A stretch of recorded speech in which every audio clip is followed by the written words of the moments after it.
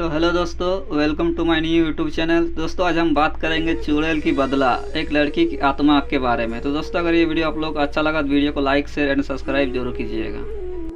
एक बहुत ही खूबसूरत गांव था जिसका नाम था वीरनगर। यहाँ सभी लोग बहुत खुशी खुशी से रहते थे। गांव में सभी कुछ अच्छा चल रहा था और इसी बीच अमेरिका से एक फैमिली अपने पुश्तैनी घर में रहने आती है। उस परिवार में पति पत्नी और उसका छोटा एक बेटा थे जो अपने हवेली में रहने आए थे।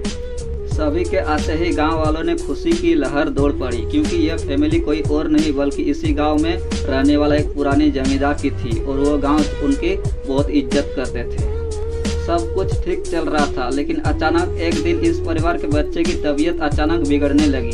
सभी को लगता है कि मौसम की परिवर्तन से हुआ होगा, लेकिन बात तो कुछ और ही था। धीरे धीरे लड़के का चेहरा नीला पड़ने लगा। आनंद फानंद में परिवार ने डॉक्टर को बुलाया और डॉक्टर को भी कुछ समझ नहीं आया, तो उसने पास में ही बने एक हॉस्पिटल में उन्हें स्वास्थ्य परीक्षण के लिए आमंत्रित किया ताकि बच्चे की बीमारी का पता लगाया जा सके। परिवार ने डॉक्टर की सलाह के अनुसार हॉस्पिटल जाना जरूरी समझा। सारे परीक्षण होने के बाद भी कुछ नहीं हासिल हुआ। जैसे ही सारा परिवार गांव पहुंचा तो गांव के कुछ बुजुर्गों ने बच्चे की हालत देखकर उन्हें ओझा के पास जाने को कहा।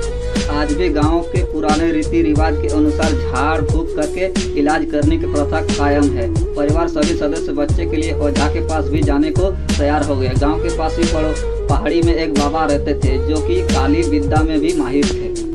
जैसे ही उनके आश्रम की सीढ़ियों पे वो बच्चा अपने परिवार के साथ पहुंचा तो ओझा जोर जोर से चिल्लाने लगे, तो क्यों आई इतने वर्षों के बाद भी, तेरा बदला शांत नहीं हुआ है।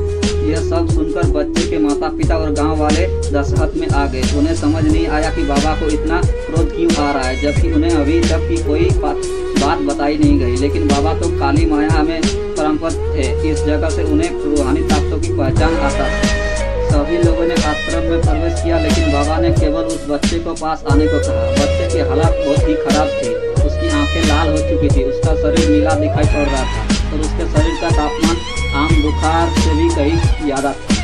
ओझा ने विभूति उठाकर बच्चे के मुंह पर फेंका। बच्चा जमीन पर लेट गया और वो जोर जोर से हाथ पैर हिलाने लगा। किसी को कुछ नहीं समझ आ रहा था कि बाबा की विभूति से क्या चमत्कार हुआ कि बच्चा अपने आप जमीन पर लेटकर ऐसी हरकतें करने लगा। तभी अचानक बच्चा अपने पैर की उंगलियों के बल पर खड़ा हो जाता है और वो बहुत खूंखार औरत की आवाज़ में ओझा को उसके पुराने नाम से बुलाया। अरे वो प्रेमनाथ, मैं तुझे नष्ट कर दूंगी। लड़के का ऐसा शोर सुनकर उसके माँ बाप घबरा गए। लड़के को इस अवस्था में देखकर उन्हें कोई समझ नहीं आ रहा था। माता पिता ने कहा कि ऐसा क्यों हो रहा है। तभी ओझा ने एक मंत्र पढ़कर बच्चे को अपने काबू में किया। सारे गाँव वाले ओझा से पूछने लगा, बाबा ये क्या हो रहा है, बच्चा ऐसा क्यों कर रहा है। तभी ओझा ने बताया कि इसके अंदर कोई चुड़ैल आ चुकी है जो कि 70 साल पहले चोरी की आदत में जिंदा जला दिया गया।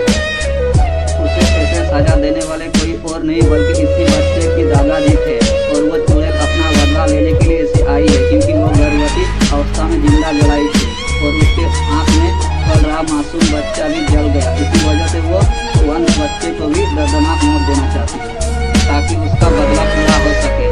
यह सारी कहानी जानने के बाद उसके परिवार वाले ओझा के सामने गिड़गिड़ाने लगे और वो अपने बच्चे की जान की भीख मांगने लगे। तभी ओझा ने अपनी घोर तपस्या शक्ति से मंत्रों के उच्चारण के साथ उस चुड़ैल को मासूम बच्चे से बाहर निकाल दिया और कुछ ही क्षणों में बच्चा सामान्य हालत में आने लगा। सभी को लगा कि सब कुछ हमेशा के लिए ठीक हो गया, लेकिन यह तो एक शुरुआत थी।